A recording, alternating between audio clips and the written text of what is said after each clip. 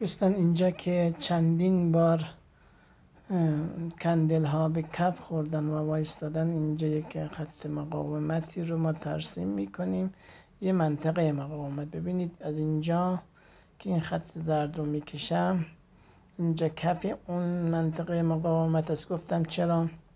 چون شدوهای زیادی خورده رو اونجا، یعنی نوسان رفته بالا، اونجا دوباره خورده. یکم این نقطه است، این منطقه رو میگیم منطقه مقاومت. حالا که قیمت تو منطقه مقاومت قرار داره، میایم چیکار کنیم؟ معامله رو باز میکنیم و جهتش رو و میزانی رو که تخمین میزنیم رو برای خودمون مشخص میکنیم.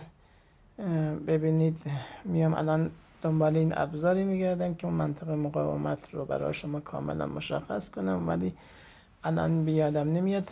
خب بماند برویم که با فلش جهت حرکت رو نشون بدیم. الان ببینید ما گفتیم که باید یک بای انجام بشه و بای هم انجام شد. ببینید اینجا جهت حرکت رو نشون میدیم که میتونه تا کجا بره بالا. خب ببینید در ادامه میبینید که قیمت به 21.60 رسید، 22 رسید، کاملا در نظر. اینم در یک تایم فریم بالاتر نمودار رو دیدید. الان قیمت به 81 رسید. ببینید دقیقاً قیمت حرکت کرد و اومد بالا و 3700 ما که هدف ما بود، تارگت ما بود، تاچ کرد و اومد پایین و ما با توجه به اینکه استاپلاس خود رو بالا آورده بودیم بازم فعال نشد، اما هدفمون رو گرفتیم و تارگتمون رو زدیم. ببینید دقیقاً اینجا نشون میده که اولین معامله‌ای که ما زدیم و تارگت ما خورده شده با چه ظرافتی، یعنی یک لحظه به 3700 رسید و برگشت. ببینید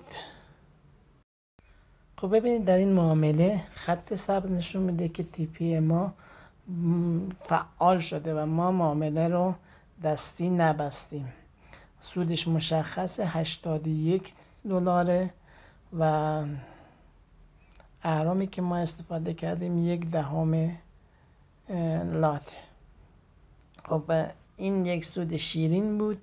میتونید دوستان ما را سابس داشته باشید و زنگوله رو فعال کنید. ما در روز سعی میکنیم چند نمونه از اینها رو برای شما انجام بدیم.